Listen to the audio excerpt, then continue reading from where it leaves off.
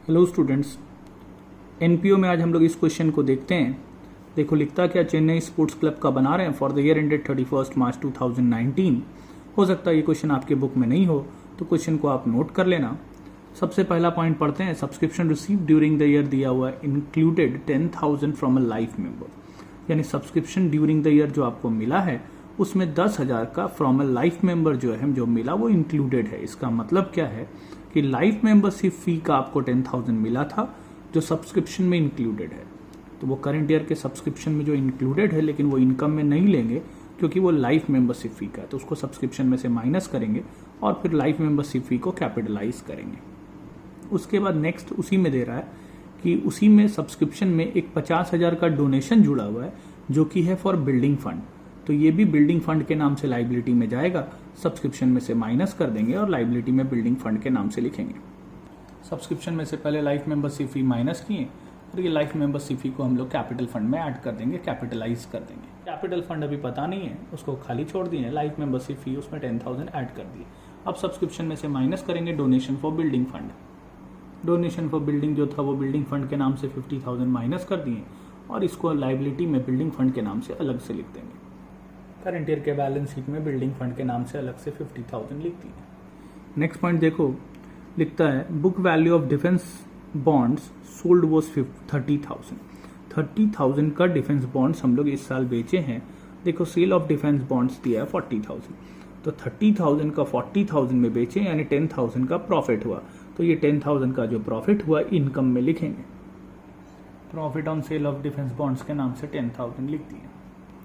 देखो 30,000 का था जो 40,000 में बेच दिए। लिखता 60,000 of the defence bonds were still in hand, यानी 60,000 का अभी भी हमारे पास बचा हुआ है और जो डिफेंस बॉन्ड्स बचा हुआ है वो हमारा एसेट्स है, तो ये करंट ईयर के बैलेंस शीट में जाएगा। तो करंट ईयर के बैलेंस शीट में डिफेंस बॉन्ड्स लिख दिए 60,000, ये एसेट्स हो गया।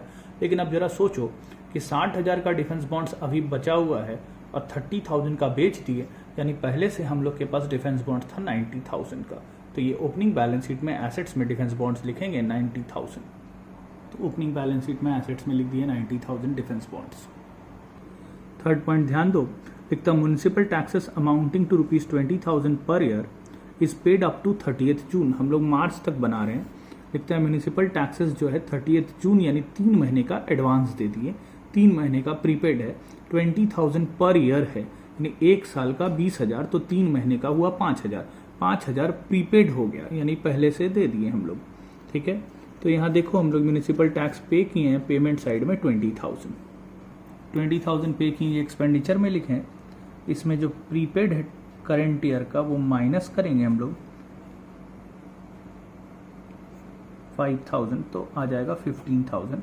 और जो करंट ईयर का प्रीपेड है ये एसेट्स में करंट ईयर के बैलेंस शीट में लिख देंगे। लेकिन अब यहाँ ध्यान देना है, लिखता है म्युनिसिपल टैक्सेस 20,000 पर ईयर है, यानी हर साल का खर्चा होता है 20,000, लेकिन यहाँ तो आया 15,000। लेकिन बाहर तो जाएगा पूरे साल भर का जितना खर्चा होता है, यानी यहाँ बाहर हम लोग को 20,000 लिखना है क्योंकि इसमें हम लोग पूरे साल भर का खर्चा लिखते हैं। जबकि आया 15,000, हर साल होता है 20,000, तो 5,000 इसमें ऐड भी करना पड़ेगा। अब यह ऐड क्या का नाम से हो सकता है, सोचो जरा। 5,000 ऐड करना है तो क्या नाम से हो सकता है? तो ये दो चीज़ हो सकता है, क्योंकि दो ही चीज़ ऐड होता है, एक आउटस्टैंडिंग ऑफ करंट ईयर और एक प्रीपेड ऑफ प्रीवियस ईयर, ठीक है। आउटस्टैंडिंग ऑफ करंट ईयर इसको नहीं मानेंगे क्योंकि करंट ईयर में ऑलरेडी प्रीपेड दिया हुआ है, ठीक है। तो जब करंट ईयर में प्रीपेड है तो करंट ईयर में आउटस्टैंडिंग नहीं हो सकता क्योंकि कोई सैलरी तो है नहीं। सैलरी हम लोग बहुत लोगों को देते हैं, बहुत सारे स्टाफ होते हैं, तो उसमें किसी का आउटस्टैंडिंग और किसी का प्रीपेड हो सकता है। लेकिन ये म्युनिसिपल टैक्स है तो ये हम लोग किसी एक डिपार्टमेंट को पे करते हैं, तो उस डिपार्टमेंट में करंट ईयर में अगर प्रीपेड है तो उस डिपार्टमेंट में करंट ईयर में आउटस्टैंडिंग नहीं होगा, तो इसको हम लोग प्रीपेड ऑफ प्रीवियस ईयर मान लेंगे। और प्रीपेड ऑफ प्रीवियस ईयर मान लेंगे तो ये प्रीवियस ईयर के बैलेंस शीट में भी एसेट्स में लिखेंगे। तो prepaid municipal tax current year के बैलेंस शीट में भी आएगा और prepaid municipal tax previous year के बैलेंस शीट में भी एसेट्स में आएगा। अब नेक्स्ट पॉइंट देखो, rent ₹5,000 is related to the year ended 31 March 2018 and 2,500 is still owing, यानी पिछले साल का रेंट हम लोग दिए हैं 5,000। तो क्यों दिए? पिछले साल बाकी रहा होगा, क्योंकि पिछले साल आउटस्टैंडिंग था। ओपनिंग बैलेंस शीट में लाइबिलिटी में लिखेंगे। और लिख रहा 2,500 इज स्टिल ओइंग, मतलब अभी भी बाकी है, तो ये करंट ईयर के बैलेंस शीट में लाइबिलिटी में लिखेंगे। रेंट देखो दिए हैं हम लोग 30,000, इसमें करंट ईयर का आउटस्टैंडिंग ऐड करेंगे और प्रीवियस ईयर का आउटस्टैंडिंग माइनस करेंगे, बाहर हो जाएगा 27,500. It was decided to treat 40% of the amount received on account of legacies and donation as income. Legacy and donation का 40% को हम लोग को इनकम में लेना है, बाकी 60% को हम लोग कैपिटलाइज करेंगे. लेगेसीज देखो दिया 1,50,000 और डोनेशन दिया 1 लाख, इसका 40% इनकम में लिखेंगे और 60% कैपिटलाइज करेंगे, यानी कैपिटल फंड में ऐड कर देंगे. ठीक है. उसके बाद देखो लिखता है ऑन 1 अप्रैल 2018 क्लब के पास फर्नीचर था 1,10,000, यानी पिछले साल हम लोग के पास 1,10,000 का फर्नीचर था और अभी लिख रहा है हम लोग का फर्नीचर है 1,05,000 का. फर्नीचर देखो हम लोग कोई खरीदे हैं तो यहाँ देखो 15,000 का खरीदे भी हैं. फर्नीचर था 1,10,000 का, ये ओपनिंग बैलेंस शीट में लिख लिया, ओपनिंग बैलेंस दिया था. अब जो पिछले साल था वो इस साल भी होगा तो इसको क्लोजिंग बैलेंस शीट में भी लिखना चाहिए. तो देखो फर्नीचर पहले से था 1,10,000 का, 15,000 का नया खरीदे, यानी होना चाहिए 1,25,000 का, लेकिन क्लोजिंग बैलेंस ऑफ फर्नीचर हम लोग को दिया हुआ यहाँ पे 1,05,000, यानी इसका मतलब है इस साल हम लोग 20,000 का डेप्रिसिएशन दिए होंगे और ये 20,000 का जो डेप्रिसिएशन आया ये हम लोग एक्सपेंडिचर में लिखेंगे. तो डेप्रिसिएशन ऑन फर्नीचर 20,000 एक्सपेंडिचर में लिख दी और कोई एडिशनल इन्फॉर्मेशन नहीं. अब शुरू से आते हैं तो सबसे पहले देखो बैलेंस बीडी है, ये ओपनिंग कैश, ये ओपनिंग बैलेंस शीट में लिखेंगे. सब्सक्रिप्शन हो गया, गवर्नमेंट ग्रांट में कुछ नहीं दिया तो इसको इनकम मान लेंगे, इनकम में लिखेंगे. लेगेसीज और डोनेशन का काम हो गया, डोनेशन फॉर टूर्नामेंट है तो ये टूर्नामेंट फंड है, ये टूर्नामेंट फंड लाइबिलिटी में लिखते हैं और टूर्नामेंट एक्सपेंस उसमें से माइनस करते हैं. लेकिन यहाँ देखो टूर्नामेंट एक्सपेंस ज़्यादा है तो टूर्नामेंट एक्सपेंस को एक्सपेंडिचर में लिखेंगे और उसमें से टूर्नामेंट फंड या डोनेशन फॉर टूर्नामेंट को माइनस कर देंगे.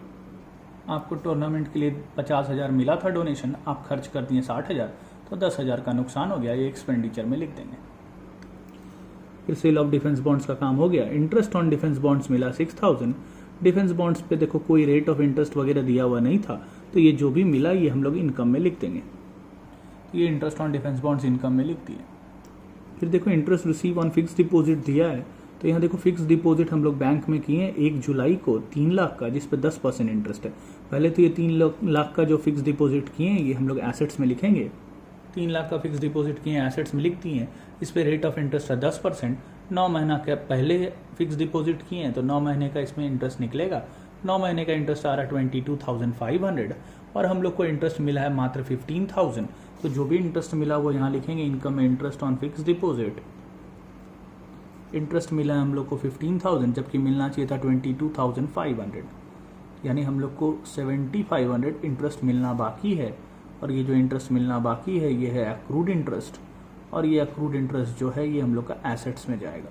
तो ये करंट ईयर का मिलना बाकी है 7,500, तो ये करंट ईयर के बैलेंस शीट में एसेट्स में लिख देंगे. तो रिसीट साइड का सारा आइटम हो गया. अब आते हैं पेमेंट साइड से. म्यूनिसिपल टैक्स हो गया, चैरिटी जो है ये हम लोग खर्च में लिखेंगे. रेंट का काम हो गया, फिक्स डिपॉजिट हो गया, मीटिंग एक्सपेंस भी खर्च में लिखेंगे एक्सपेंडिचर. टीवी खरीदे ये एसेट्स है. टूर्नामेंट एक्सपेंस हो गया, फर्नीचर का काम हो गया और बैलेंस शीट मतलब क्लोजिंग कैश, तो ये भी एसेट्स में लिखेंगे. अब सब कुछ हो गया, आप बैलेंस कीजिएगा तो सारा आंसर्स आ जाएगा. आज इतना रहने देते हैं, बाकी हम लोग नेक्स्ट वीडियो में पढ़ेंगे.